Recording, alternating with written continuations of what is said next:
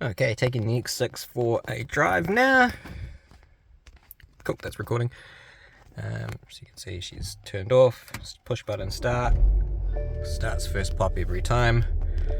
You can see there is a warning there next to or above the kilometers to empty. That is because of the range till empty. I can show you that. Basically, I just need to get some diesel. Hopefully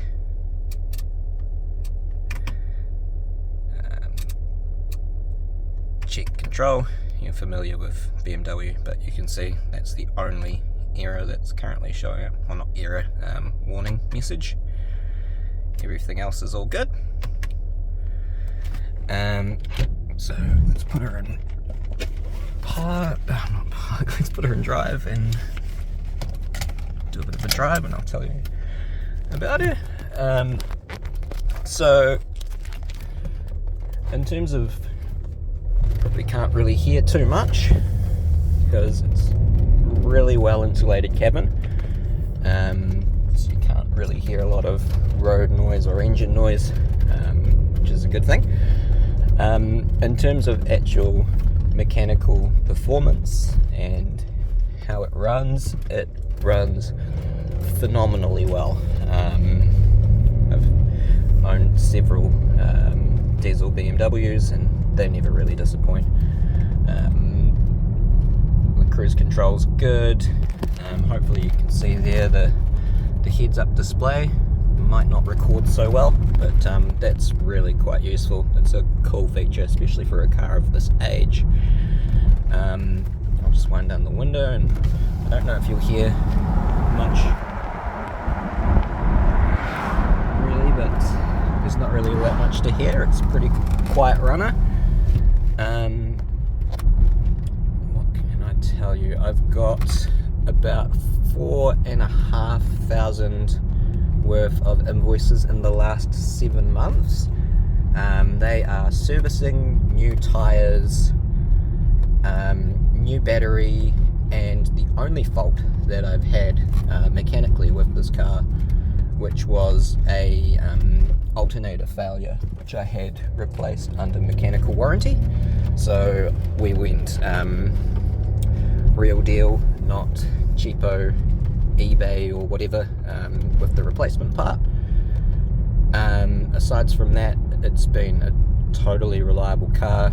I forget what they say about European cars. If they are maintained properly, they certainly, in my experience anyway, can be perfectly reliable. And in terms of sheer performance, bang for your buck from this engine, you really can't do much better. It's got oodles of torque, which I'll show you later when we get to a open road, and oodles of horsepower. You really don't know you're driving a diesel, but it does pull off the line like a diesel. Being a triple turbo, there's very little lag. If you were to tow with it, it would tow pretty much anything, and there's not really much on the road that can match it in terms of performance, especially in a diesel, but in an SUV, except maybe your Porsche Cayennes, etc. But yeah. What else can I say in terms of issues? Nah, pretty much every BMW I've owned, and I have owned a few, they can't get the air conditioning right. Hopefully you can hear that kind of hiss. So you can hear, they've all had this problem. I don't know why, they just can't make a good fan motor. There's that slight audible hiss. It is a little bit minorly irritating, but it's not enough to drive you crazy. Certainly if you aren't picky, you won't even notice it, or if you you have your stereo on, you're not going to notice it. But I'm just pointing it out, and it does mean There's not a heck of a lot of power from, like, I can feel that coming out, but there's not a heck of a lot of power from the blower. So, 9 days out of 10, it's fine. But when you get to those 32 degrees Celsius days, I find personally that the aircon does have a little bit of trouble keeping up. That's just a little wee gripe that I've got. I'll just flash the camera down there while I do this turn, and hopefully point out the missing cap over the OEM port. Hopefully that's showing. I can't see what my camera's looking at. What else? I'm just going to go on pause for a second. Yep, you've got the sports mode with Tiptronic transmission, with pedals up here. They change really good, change really quick.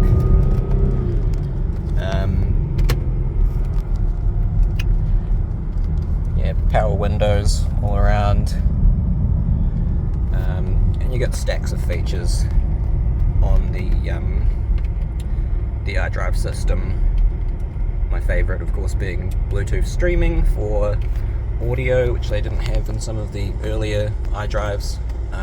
And this has a fantastic, really, really good sound system. I'll just put the radio on, and like, you get this really good bass, really good sounds all around, and the insulation, there's no rattling or anything like that, so it's awesome for listening to music in. Just as I pull up here for some diesel, and after this we've got a bit of open road, so I can show you the performance. But as I pull up here, I'll just quickly show that we've got the reversing camera, which is actually isn't showing very well on my camera, but the quality is really good, really good, and you can change that to overhead camera, which is also really good quality. And you've got the parking sensors, obviously not going to show at the moment because there's no obstructions around, but they just do your generic kind of beep beep beep as you get close to something, and shows on here. So I've just put in 20 a diesel, it's telling me I'll get 142 k's out of that. Don't know whether that's true or not, and I don't know how much that'll change depending on my driving. I never really keep too much track of that, but in terms of my average fuel, I'm usually doing around about 10 litres per k if I switch to 10.3 litres per 100, sorry, if I switch to that mode of the computer. That's just the seatbelt warning yelling at me at the moment as I park up. Sorry, I'm multitasking. In terms of handling, there's no judders or anything in the suspension when you go over bumps, and this thing handles extremely well. Its performance is where this thing really shines. You don't know you're driving an SUV. It's got a nice weighty feeling in the steering, which is typical of BMW, but it goes around corners like it's on rails considering the size of the thing.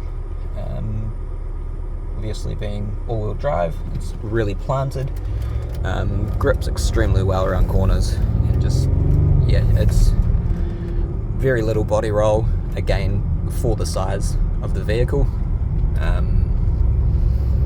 Certainly I've owned X5s before, and the X6 is worlds better in terms of actual handling. Stuck behind a Bobcat here.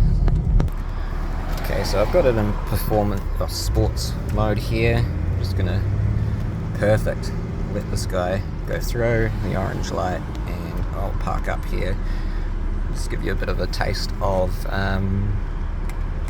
the performance that this car has to offer, which is pretty good for a massive diesel vehicle. triple turbo.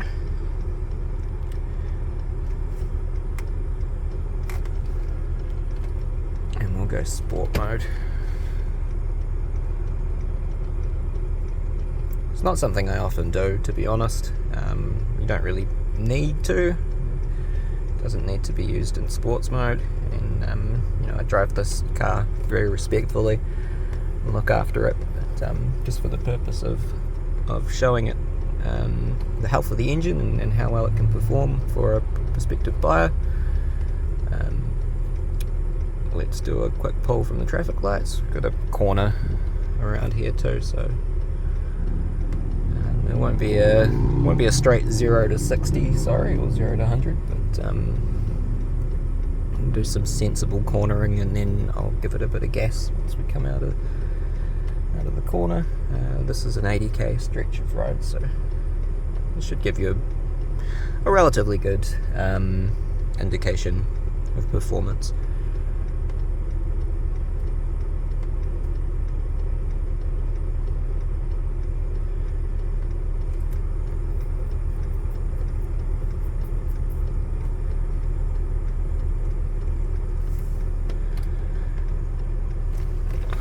Show you the sunroof while we wait.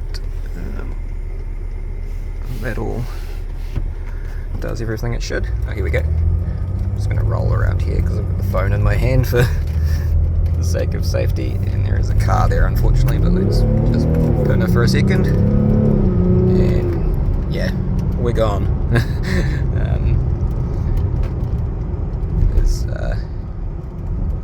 There's no one for quite a while. Hopefully I kept the phone on the speedometer there. I'm not used to recording pulls or anything like that, so do one more from here. Hopefully I get a bit more space in front of me.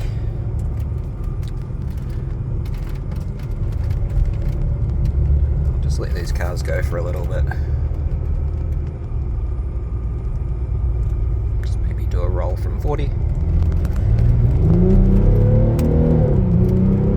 See, she certainly can get into high speeds pretty quickly, so that's enough of that. Oh, that does remind me, not that it did it just now, but I will point out that the brakes are just starting just ever so slightly to squeal. More specifically at low speeds. As I say, it didn't do it then, but it is indicating that sooner or later it's going to want some new pads. Definitely not anything horrendous or anything like that, it's just a very light squeal, but again, just wanted to put that on the radar. Actual driving while I'm here on the motorway, very, very smooth. Can barely feel the road whatsoever. So that's pretty much it in a nutshell. I don't think there's too much more I can do or say. If you do have any questions about the vehicle, please do feel free to ask. Cheers!